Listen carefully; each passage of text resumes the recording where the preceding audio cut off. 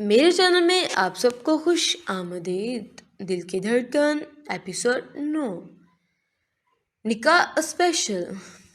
आज शान और महक का निकाह था। सब लोग ही तैयारियों में लगे हुए थे। मामा मामा ये देखे मेरी ड्रेस। या शारदा बेगम के पास आते इन्हें रोते हुए अपनी आज की ड्रेस दिखाती है जो किसी ने खराब कर दी थी।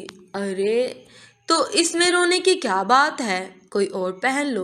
शारदा बेगम हया को रोते देखकर कहती है, मामा मेरे पास और कोई नई ड्रेस नहीं है और आज मैंने और मशल ने सेम ड्रेस पहननी थी। और हया जोर से रोने लग जाती है कि सना बेगम आके उसे एक ड्रेस थमाती है, जाओ जाके ये ड्रेस पहन कर आओ, फिर पार्लर वाली तैयार कर देगी तुम्हें। सना बेगम हया से कहती है, जिस पर हया ना समझी से नहीं देखती है। पर बड़ी मामा ये तो ब्राइडल ड्रेस है। या समझी से पूछती है, ओ हाँ तुम्हारे पापा ने तुम्हारा रिश्ता पक्का कर दिया है। हया आज शियान के साथ तुम्हारा भी निकाह है। शारदा बेगम बड़े आराम से हया के सर पर बम को कभी बड़ी माँ को देखती है जो उसके सर पर धमाका करती है और अपने काम में लग गई है। ये तक ना बताया था कि किससे करवा रहे हैं निकाह। हया के जहन में सबसे पहला ख्याल अलियान का आया। तो क्या पापा ने अलियान के रिश्ते के लिए हाँ कर दी। वो खुद से ही सोच रही थी कि शारदा बेगम उसे जल्दी चेंज करने का कहा। वो भी मुर्दा कदमों से चलती बाथरूम में चली गई और चेंज करके पार्लर वाली ने उसे तैयार किया। सफ़ेद ब्राइडल मैक्सी में हल्के से मेकअप में वो आसमान से उतरी हुई उदास परी मालूम हो रही थी, जो आज अपनी मोहब्बत अपना सब कुछ खोने को गुम में उदास थी। अभी वो यही सोच रही थी कि शाहद साहब अंदर आए। अया को ऐसे गुमसुम देख इन्हें दुख हुआ, पर इन्हें उम्मीद थी कि हया इस रिश्ते को दिल से कबूल कर लेगी।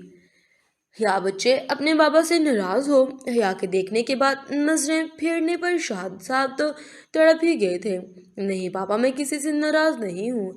हया वैसे ही नजरें झुकाए जवाब देती है, बेटा मैं जानता हूँ ये फैसला बहुत जल्दबाजी में हुआ है, लेकिन मैं जानता हूँ ये फैसला तुम्हारे हक में बेहतर होगा इंशाल्लाह।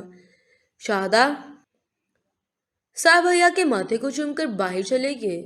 पीछे हया आंसू बहाती बाप की बातों को सोच रही थी कि शारदा और सना बेगम आके उसे हाल ले जाने के लिए आती हैं। तो हया भी अपने आंसू साफ करके उनके सामने चली जाती है। हया मलक वल्द शाद मलक आपका निकाह शहीर मलक वल्द शफीक मलक से 50 लाख हक महर किया जाता है। क्या आपको ये निकाह कबूल है। हया जब अपनी मोहब्बत के गम में बैठी थी मौलवी साहब के अल्फाज सुन हैरानी से नहीं देखती है। उसे लगता है कि इसके कान बज रहे हैं।